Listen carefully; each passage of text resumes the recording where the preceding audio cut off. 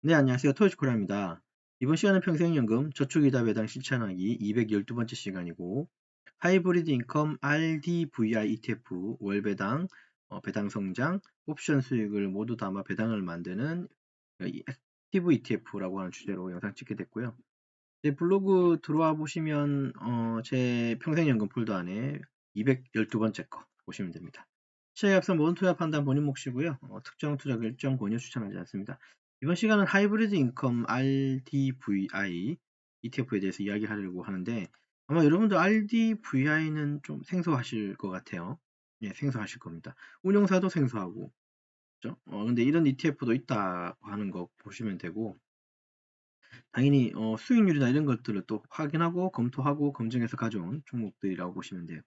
여기 화면의 이미지들은 다 토스증권 출처로 가져온 것들입니다.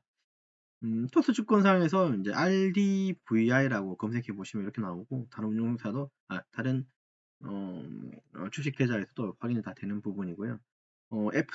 FTCBOE 뭐 배당 챔피언 타겟 인컴이니까 여러분들 딱 봐도 커버드 콜이라고 좀 이해하시면 되는데 커버드 콜임에도 물론 지금 미국 장이 좋으니까 계속 이제 우상향으로 올라가는 그림 보이시고요. 일봉으로 봤을 때 이 그림만 단순히 보면은 그림이 좀 좋아 보이긴 하는데요. 이걸 토스증권 가가지고 한 월봉으로 보시면 또 연봉은 계속 쭉쭉 올라가죠. 월봉으로 한번 보시죠. 우상향 그림이고 일단은 상단까지는 올라와 있는 상태. 근데 우리가 차트를 보면서 뭔가 계산하는 차티스트는 아니기 때문에 그냥 그림상이 이렇게 이제 보여진다. 제 눈에는 그냥 우상향으로 보인다고 좀 설명을 하고 싶습니다. 운용사가 좀 독특하죠. 이 운용사는 단독 운용사가 아니라 두 개의 운용사가 같이 만든 그 ETF라고 이해하시면 돼요. 밑에 내용이 나옵니다. 2022년이니까 이제 불과 한 4년? 5년? 4년 차 정도 접어들었고요. 시가총액 얼마 되진 않지만 그래도 3.3조입니다. 그죠? 우리가 조라는 숫자를 가져보지 않은, 뭐 억도 그렇지만, 조라는 숫자를 가져보지 않은 제가 단위라서, 이런 단위가 좀 눈에 자꾸 띄긴 하겠지만, 이 3조라는 금액은 작은 돈은 절대 아닙니다. 몇천억이라고 하는 그런 금액도 되게 큰 금액이지만, 여기서 말하는 이 조라고 하는 단위가 작지 않다고 얘기하는 건, 이 업계에서의 조 단위를 얘기하는 거예요. 무수히 많은 ETF가 있지만, 그 사이에 이제 조를 넘기는 게 있고, 조를 못 넘기는 또 종목이 있기는 해요. 그래서 제 나름의 판단 기준은 우리나라 거는 ETF를 한 300만 원 이상, 아니 300, 미안합니다. 300만 원은 말도 안 되죠. 300억 이상의 이제 ETF들을 이제 우리는 좀 이제 기준 타겟팅 잡는다면 미국이나 이 해외 것들은 사실 좀 천억이긴 한데 이건 굉장히 이제 낮게 잡은 거고 좀 더 안전적으로 생각하는 부분은 한 3천억 이상 정도의 시가총액을 유지하고 있어야 이거 10배요. 그나마 우리가 좀 이제 저는 안전하다고 생각을 하면서 이제 투자를 할까 말까, 매수할까 말까 그런 고민을 하는데 거기에 10배니까 크게 무리는 없어 보입니다. 그리고 비중 자체를 좀 보면 우리가 좀 알고 있는 이런 종목들이 되게 많이 들어있어요. 생각보다. 이베이, JP모건, 랑링. 그리고 얘 특징을 좀 보시면 눈에 딱 보이시겠지만 이게 균등하게 뭔가 배분이 돼 있죠. 비중 자체가. 그런 특징이 좀 있다는 거. 약간 흠이 보인다면, 월배당이라서 좋긴 합니다. 근데 흠은 운영 보수가 상당히 높다는 겁니다. 0.75 정도면 우리가 통상 보통 이제 이게 이제 액티브 ETF인데 패시브 아니에요. 그러니까 조금 더 보수를 더 줄 수 있다고는 판단하지만 0.75 정도면 좀 상당히 많은 편으로 이해하셔야 돼요. 이거 기준도 0.5 정도 이상 올라가게 되면 저는 운용 보수가 많다고 생각해요. 그래서 얘를 가지고 더하기 빼기를 해야 됩니다. 그래서 8.20은 작년도의 어떤 수익률이라고 하면 이걸 빼야 되는 거죠. 그래서 한 7점 중반대, 7%대 정도의 배당 수익률 있다고 보면 돼요. 제가 이걸 굳이 들고 나온 이유는 뭐냐면 뭐 되게 많은데 사실 우리가 제피도 있고 잽큐도 있고 되게 많잖아요. 월배당의 커브드 콜. 근데 커브드 콜은 제가 뭐 그닥 많이 하지는 않는다고 말씀드렸고 얘 또한 커브드 콜이기 때문에 어느 정도 포트에만 담긴 담되 많이 담지 않을 생각이고 다만 커버드 콜 중에서도 분산하는 차원에서 얘를 갖고 왔고요. 그리고 제가 주목한 건 뭐냐면 사실은 이건데 여기 이제 물론 얘가 이제 3년치는 넘었잖아요. 그죠? 3년은 넘었으니까 지금까지 쭉 흘러온 이 배당 지급 내역을 좀 보니까 적어도 배당 컷이 조금은 있었다가 회복을 하고 그 다음에 점진적으로 상향하는 게 느낌이 좀 오더라고요. 점진적으로 우상향하고 있다는 거. 여기에 좀 주목을 하고 얘를 좀 가져왔습니다. 다시 토스 이쪽에 한번 와서 뭐 배당을 한번 보죠. 그럼 실제로 배당이 늘었을까? 이거를 지금 이렇게 보는 것보다는요, 우리가 달러로 보도록 하죠. 달러로 봐야지, 그래야지 정확하죠. 환율에 영향받는 원으로 보지 말고 달러로 한번 보죠. 달러로 봤을 때 얘가 최초의 배당을 시작한 2022년도가 0.16달러의 배당, 그러니까 주당 배당금이었으면 지금은 한번 보죠. 지금은 0.18 정도 가장 최근 거네요. 줬으니까 그래도 배당 성장으로서는 물론 3, 4년이지만 0.16에서 0.18 정도 올라왔다는 건 10% 정도 배당 성장이 있었다는 소리로 저는 이해가 돼요. 물론 여기 22년도부터 지금까지니까 몇 년이 지났습니까? 숫자로는 한 3년이 지난 그 숫자인데 그 기를 통해서 이제 배당 성장이 이루어졌다는 거. 왜 배당 성장을 또 다시 가시고 또 다시 얘기를 하냐? 우리가 이제 배당 성장에 SCHD만큼 배당 성장이 계속 이루어지고 있는 종목은 사실은 잘은 없지만 얘는 항상 분기 배당이라는 게 제가 흠이라 그랬죠. 얘가 한순간에 분기 배당이라 월 배당으로 제가 바뀌는 순간이 된다면 지금 같은 심정이라면 얘가 만약 월 배당으로 바뀌면 저는 제 자본에 제가 가지고 있는 자본의 50%를 아마 넣을 것 같습니다. 과하게. 예. 그 정도는 좀 신뢰를 하지만 분기 배당이기 때문에 다른 이유는 없어요. 좋은 거 알아요. 무지 좋죠. 다 좋죠. 근데 분기 배당이라서 그 중간중간에 수익이 발생되지 않는 게 자체가 좀 이제 싫은 거예요. 물론 분기에 받은 금액으로 3분의 1 나눠 가지고 쓰는 거 맞아요. 근데 이거조차도 좀 귀찮다는 거죠. 이런 표현이 좀 그렇긴 합니다만 근데 이거는 사람마다의 기준이고 평가 방법이잖아요. 제 평가 방법은 이런 평가 방법이에요. 그러면 월배당에 중간중간에 월배당을 줄 수 있는 것들을 찾고 있는 겁니다. 그래서 이제 이런 RDVRA라고 하는 종목도 있다는 거고 이제 이런 종목이 배당이 성장이 되는 건 확인이 됐으니 좀 매수를 좀 고려해 볼 만하지 않을까. 그리고 말일날 배당락 있고 그 다음 또 말일날 지급일이 있습니다. 물론 요날 지급이 될 수도 있고 그 다음날 달을 넘겨서 지급이 될 수 있긴 한데 배당락 1하고 지급일하고는 그렇게 멀리 떨어져 있지 않은 거. 이것도 좀 요소 같아요.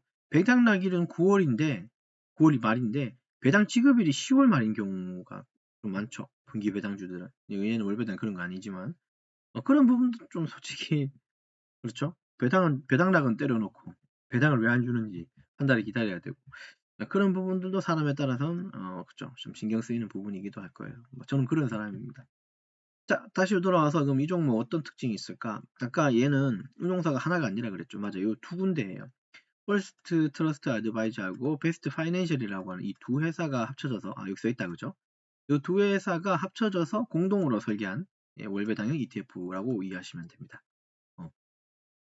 배당도 주고 성장도 시키면서 옵션 매도까지. 근데 커버드 콜인데 배당 성장도 조금 포함되어 있다는 거. 근데 여기에는 커버드 콜인데 옵션 매도 전략이 옵션을 얼마 정도 매도하고 있는지는 데이터가 없는데요. 어쨌든 간에 옵션은 미래 수익을 좀 땡겨서 뭐 수익을 주고 있다는 거. 그러나 그 배당률 자체는 과거 한 3년 데이터를 봤을 때는 성장은 3년 동안 한 10% 정도의 성장을 했다라고 판단을 합니다. 앞으로 어떻게 될지는 뭐 지켜봐야 되겠지만 좀 긍정적으로 생각하면서 보고요. 배당을 성장시키면서 옵션 프리미엄의 수익을 준다고 하니 이거 뭐 똑같은 말이긴 한데 제가 좀 과하게 표현했는지 모르겠지만 배당을 만드는 ETF라고 약간 과하게 좀 표현하긴 했습니다. 왜냐하면 배당을 만들어내서 계속 성장하고 시키고 있으니까 그렇게 보고요. 얘가 과거 6개월 수익은 10% 정도고 그 다음 1년 총수익은 한 14%라서 얘를 가지고 시세 차익을 노리려면 1년 내내 기다려야 돼요. 고작 10%를 먹기 위해서. 그런 부분들 있긴 하겠죠. 이런 부분들 한번 보시고 이게 상대적으로 손실 반응력이 뛰어나다고 하는 건 과거 데이터를 보고 좀 판단할 수 있어요. 과거 데이터의 내용을 보니까요. 여기서 자, 일봉으로 한번 보죠. 주봉으로 보면 과거에 월봉으로 한번 볼까요? 이게 코로나 팬데믹이 2020년도 그 이후에 나온 거라서 코로나 팬데믹을 맞은 마지막 시점부터 이게 얘가 이제 나와가지고 상승을 하니까 사실 과거 데이터가 조금은 부족하긴 해요. 근데 이 상승분 자체가 제 판단입니다. 상승분 자체가 뭐 급격하다고 하면 급격하긴 하지만 밑에서부터 여기까지 한번 선을 당겨보면 거의 한 25에서 30% 정도의 성장이 이루어졌습니다. 이런 걸 봐서는 얘도 똑같이 이게 시작은 그 코로나 팬데믹 끝나면서의 시작이었지만 어느 정도 상승 탄력을 가지고 올라갔다는 걸로 좀 판단이 되고, 사실 손실 방어력이 뛰어난지 안 되는지는 솔직히 말씀드려서는 좀 정확하게 판단하기는 약간 어려울 수도 있어요. 왜냐하면 코로나 팬데믹이나 그런 뭐 이슈를 얘가 100% 이렇게 맞은 그런 데이터는 없다고 저는 판단이 되기 때문에, 물론 이건 인터넷에 찾아온 내용이라서 이거 한번 가져와 봤고, 얘는 이제 세 가지 운영축이 있는데 배당 성장 중심의 포트폴리오죠. 나스닥하고 저쪽 밑에 보면 나올 거고요. 옵션을 매도한다는 거, 이거 다 여느 그 커브드 콜하고 똑같은 거고, 그다음 액티브로 움직인다는 것도 여느 커브드 콜과는 크게 뭐 사뭇 다르지는 않습니다.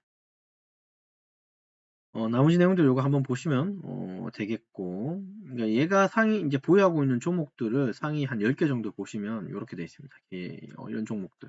근데 얘가 균등으로 또 이제 비중이 나눠져 있다는 건 저도 좀 바람직하다고 봐요.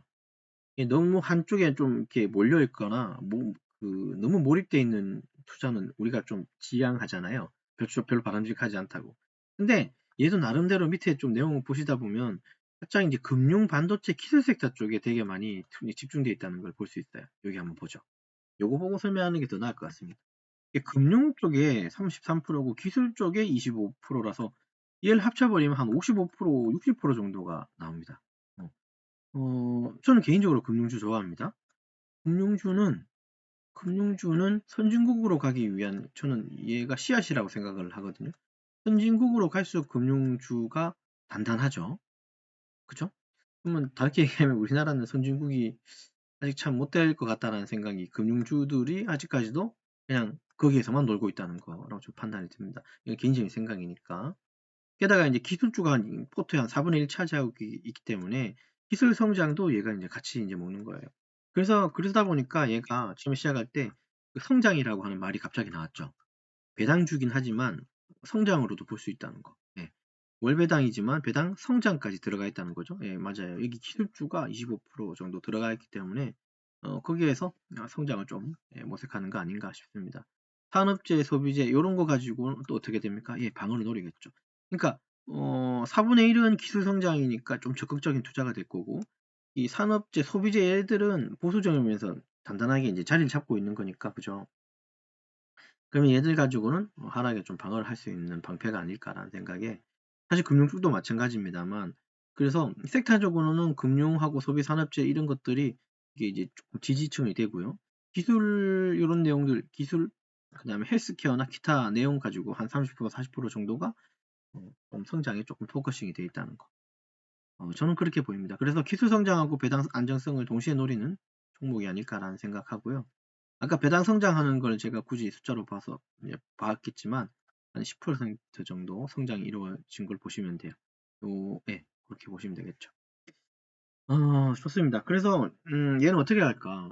얘가 가장 좋게 움직이는 시나리오는 지금처럼 상승장보다는 좀 시장이 횡보하는 장이 사실 커브드 콜에는 좀 더 어울리지만, 근데 얘가 포트상의 4분의 1 이상이 기술주가 포함되어 있기 때문에 횡보로 하더라도 좋을 거고, 상승하면 상승분 그대로는 아니겠지만 어느 정도 잘 추종해야지 않을까라는 생각을 해봅니다.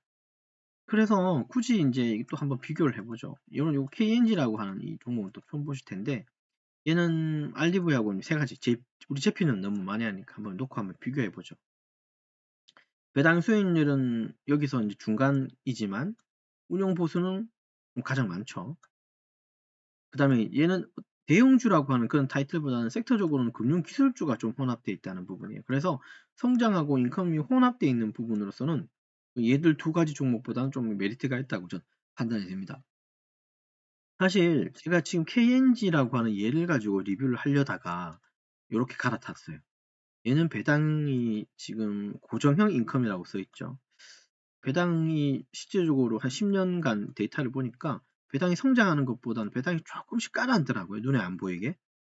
이렇게 가라앉고 가라앉으면 나중에 이게 15년, 20년 이렇게 데이터 지나고 보면 이게 뚝 떨어지는 그런 경향이 있을 것 같아서 약간 그게 좀 아리까리해서 좀 애매해서 얘는 좀 설명을 좀 피했고요. 제피는 너무나도 잘 알기 때문에 가져왔지만 얘도 마찬가지입니다. 배당률이 계속 떨어지고 있는 이 부분은 너무 안타까운 일이에요. 저는 그렇게 봅니다. 어, 그래서 커버드 콜의 좀 단점이 그런 것들이긴 하죠. 얘도 커버드 콜이지만 성장을 좀 담고 있다는 부분에서는 좋죠. 아마 운용 보수는 다른 거에 비해 2배입니다. 그쵸?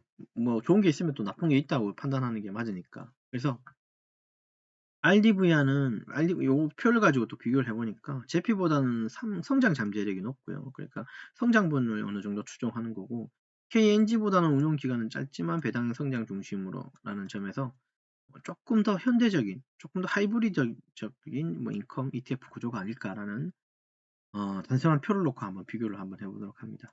되셨죠? 투자 포인트는 월배당 현금으로 만드는데 이거만한 거 없을 것 같고 은퇴할 사람, 은퇴를 준비하는 우리 같은 사람한테 좀 괜찮은 포트폴리오일 것 같고요. 배당 성장주 기반 뭐 리스크 쪽 구조 확보 뭐 이걸 그냥 생략하고요. 옵션 프리미엄 속은 시장 변동성 구간의 안정적인 인컴을 좀 그러니까 배당을 주기 위해서 이제 옵션 프리미엄을 그러니까 옵션을 계속 팔고 있는 부분이니까 이해하면 되고 커버도콜이라서 그래요. 이가 그래서 이제 기술하고 금융이 이제 좀 이제 밸런스 있는 포트폴리오.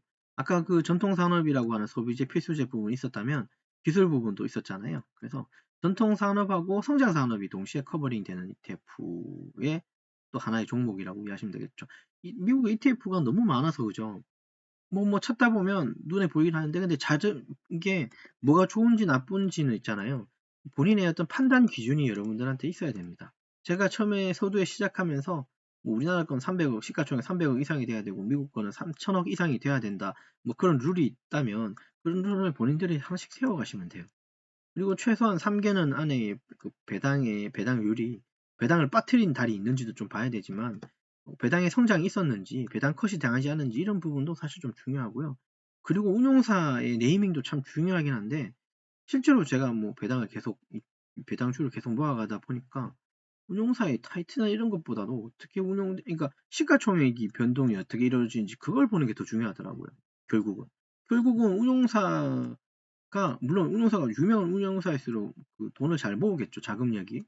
하지만 인기 없는 종목 ETF라도 이렇게 아주 유명한 운용사라도 ETF가 인기가 없고 재미가 없으면 절대로 시가총액이 늘어나지 않습니다. 그런 원리예요. 좀 설명이 또 길었죠. 그러니까 본인만의 판단 기준이 좀 있어야 된다는 걸 좀 이해하시고 리스크 요인은 여기 써 있는 그대로 좀 이해하시면 됩니다. 네. 3년 정도 운영사가 짧다고 볼 수는 없어요. 이것도 좀 인터넷에서 가져온 내용이라서 뭐 이렇게 써 있긴 하네요.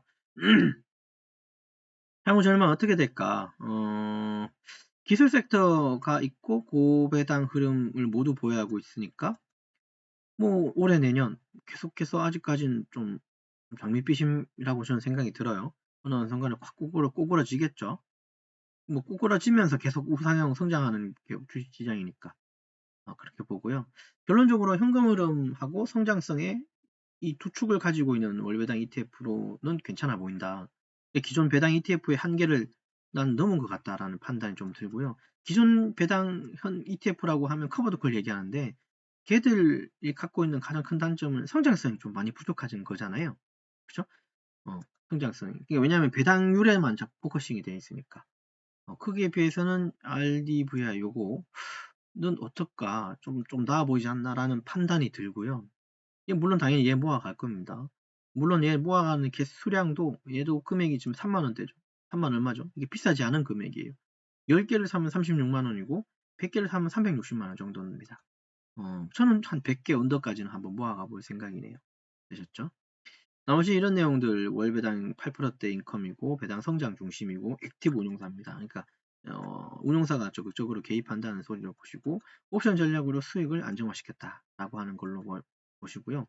결국은 이제 인컴하고 성장을 동시에 추구하는 신세대, 차세대 월배당 ETF의 완성형이 아닐까라고 하는 주제로 말씀드렸고 이번 시간에 있는 걸 좀 리뷰하고 마치도록 하자면 평생연금 저축이자 배당 실천하기에 212번째 시간이었고 제가 아까 그 배당과 성장과 옵션 뭐 이런 수익들이 사실 다 합쳐졌으니 얘는 좀 하이브리드다라고 하는 이름으로 좀 네이밍을 한 겁니다.